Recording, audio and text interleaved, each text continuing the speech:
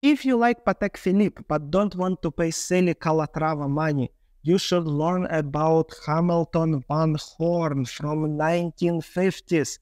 It's impossible to talk about Van Horn without making references back to Patek Calatrava. Both were super expensive watches in 1950s. Both were pretty much the same quality. Both came from top, the pinnacle of luxury brands, except that Van Horn introduced this amazing innovation that could be the most important innovation in the whole history of watchmaking, and Calatrava never introduced anything. So keep watching this video to learn about probably the most important watch you never heard about. In 1950s, Hamilton already started its decline after what happened during World War II. But still, Hamilton at that time was a top American brand. That was what you would desire. That was the pinnacle of luxury. Patek also started getting some recognition, but it's hard for me to say if Patek actually was as desirable at that time as the best watches from Hamilton were. And let us take a look at one of the best watches that Hamilton produced at that time, and let's see the quality. Let us take a look at the solid gold case with the stepped design. How cool is that? Also look at the lugs. I really like how the lugs are made here. So Hamilton was using only solid silver dials. So there is no like brass or plating. This is what you see here is dial made of the solid silver. All the markers are made with solid 18K gold. Also take a look at these arrows at 3, 6, and 9. So these make this watch slightly more sporty than Patek Calatrava. Another very cool and luxurious feature is this pearl minute track. So if you watch Eric Wynn's second talk at Horological Society, he talks a lot about these pearl minute tracks, but in Pateks. But this is the same thing made by Hamilton. And these were actually, as you can see here, waterproof cases. It's a little bit weird how they made a gasket on the crown. So I'm unable to make my watch pass pressure test. I'll keep trying. Hamilton introduced electrics with these 3 watches. But even in the catalog, it says that Spectra will come later. So now we have Van Horn and Ventura. But there are documents that show that Hamilton started selling Van Horn few months before it was selling Ventura. Also, if you look at the prototypes that Hamilton was testing those electric movements before movements were actually launched, you will see that the prototype looks very similar to Van Horn, and it has nothing to do with Ventura. So we can say with a confidence that specifically Hamilton Van Horn was the watch that introduced electrics to the world. And why this innovation is so big?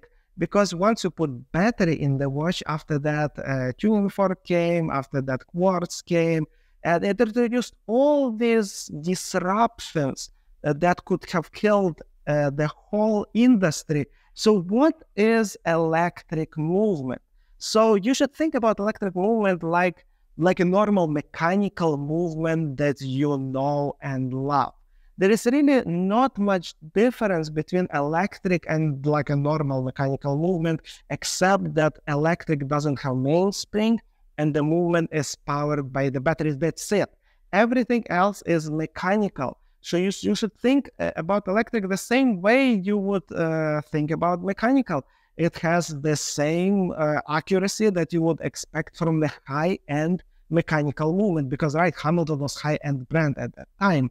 The same thing as like with mechanical, you are expected to service that movement on a regular basis. Also, take a look at the sweep second hand. Yes, so electric is a full mechanical movement, so that's why we see a sweeping second hand here. In the past, it used to be that there was only one watchmaker in the world who would know how to service these electrics.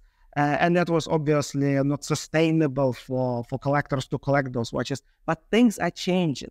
Now we have more and more watchmakers that can handle electrics and they know how to service them. It's still not as many watchmakers as, for example, the Accutron watchmakers, or like ETA and Rolex are like totally on a different level. Also, the good news is that those watchmakers are not very busy. You're not going to wait forever to service your electric watch parts. So there were only two movements, 500 and 505, and they were similar in many ways.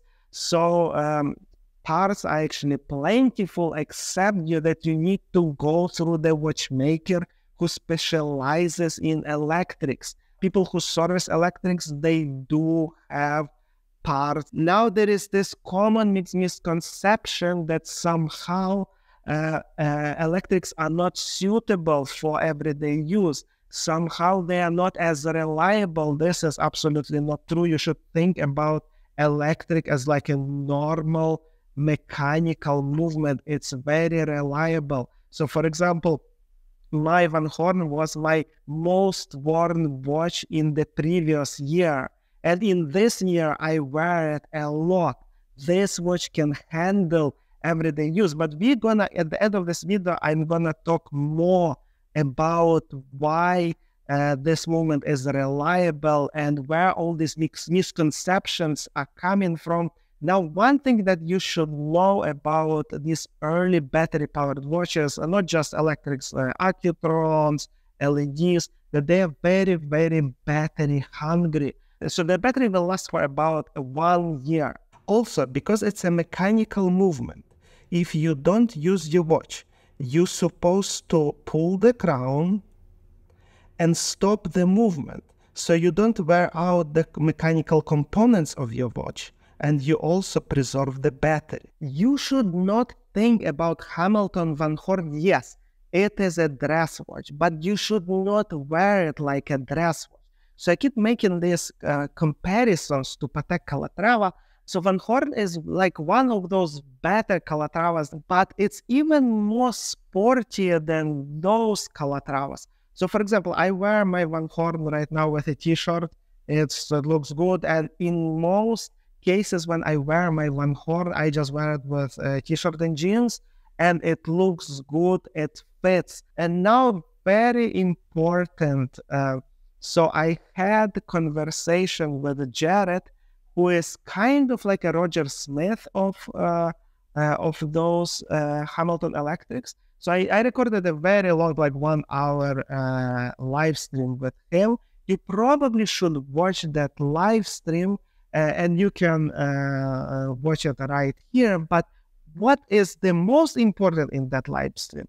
See where we are talking why electrics are reliable and suited for everyday use.